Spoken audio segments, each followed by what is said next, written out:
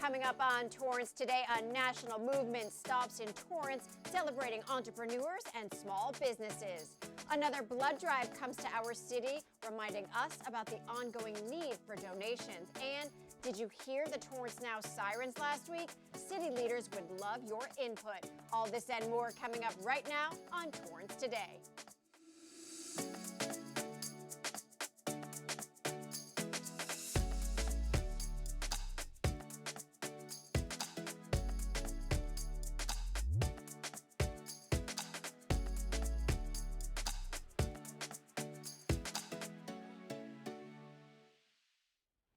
Welcome to Torrance Today. I'm Leslie Robbins. It's 4 p.m. on Wednesday, September 20th.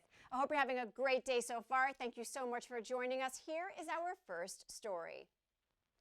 Small business owners and e-commerce entrepreneurs came together recently to celebrate each other's stories at a national tour that's all about driving our economy.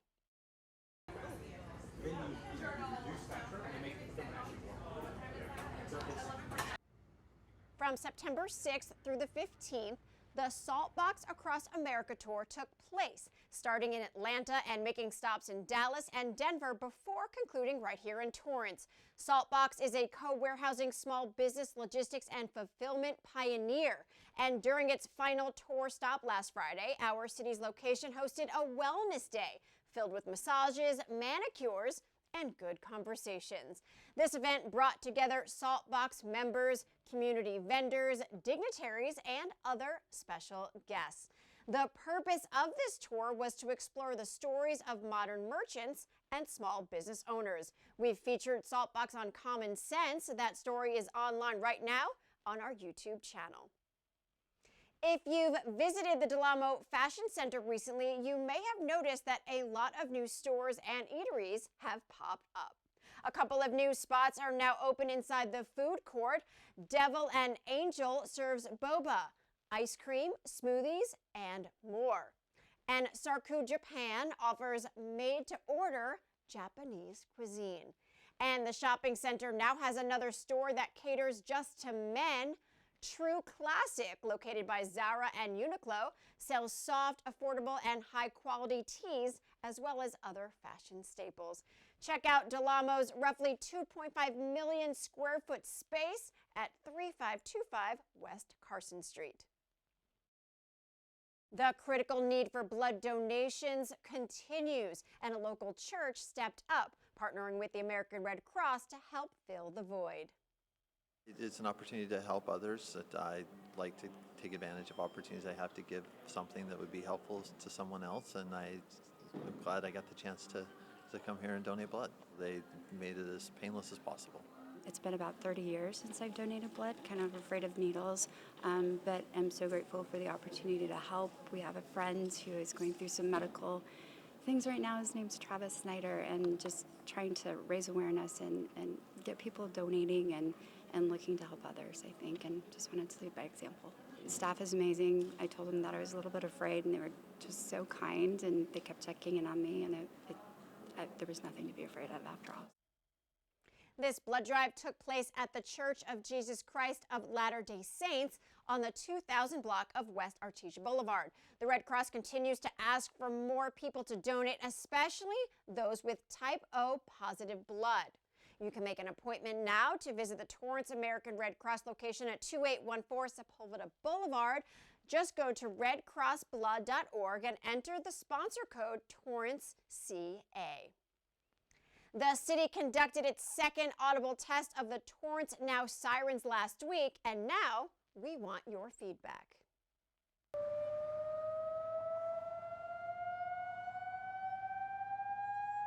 This is a test. Only a test. Torrance Now Sirens are part of the overall Torrance Community Warning System, which includes Torrance Alerts, Torrance Refining Company Siren, Crenshaw Delamo Barrier System, City Sounds Radio, City Cable Emergency Alert System, and the recently tested Beach Emergency Evacuation Light System, BEALS. Torrance Now includes 8 sirens strategically located in the city at fire stations, Southeast Library, and one at the corner of Lomita Boulevard and Madison Street. and are designed for early warning to the community in the event there is a significant emergency requiring a call to action. City leaders are asking for your feedback so they can better understand the reach of the Torrance Now Sirens. To access the survey, visit torranceca.gov/TorranceNow. LA Metro officials are continuing to provide updates to its Sea Line extension plans this week. LA Metro says the project is approaching a major milestone as it moves closer to a recommendation for a locally preferred alternative, or LPA. The project is on the agenda at a couple of Metro Board committee meetings, including one that took place earlier today. There is another meeting taking place tomorrow at 11 a.m. in downtown LA. You can watch the meeting online at boardagendas.metro.net or listen by phone by dialing 888-251-2949 and entering the access code 823-1160#. Metro plans to return to the board with a staff recommendation for an LPA on Thursday, October 26. For more information about this project, visit metro.net/SeaLineEXT. A Broadway star is performing in Torrance this weekend, and we've got all the details on how you can catch the show. Miss Natalie Cole. Her song, her story, using my voice and my words. Nita Whitaker made her Broadway debut in Alice Childress's Tony-nominated play Trouble in Mind. She was also the 2019 NAACP Best Supporting Actress for portraying the mother of BB and CeCe Winans in the Broadway-bound musical Born for This. The performer will be in town this Saturday, September 23rd at 8 p.m. at the Armstrong Theater and will perform in Sophisticated Lady, the songs of Natalie Cole. Tickets are available at torrancearts.org.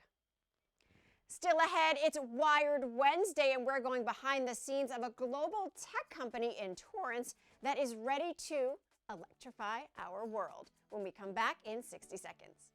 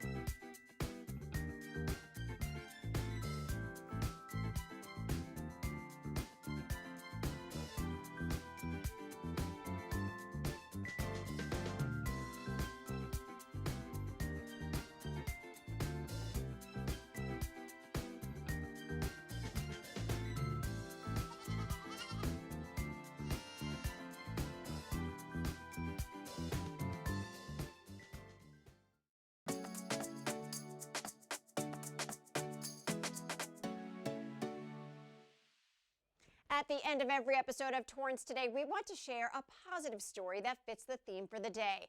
On this Wired Wednesday, check out Navitas Semiconductor, a global technology company that manages the world of electronics from right here in Torrance.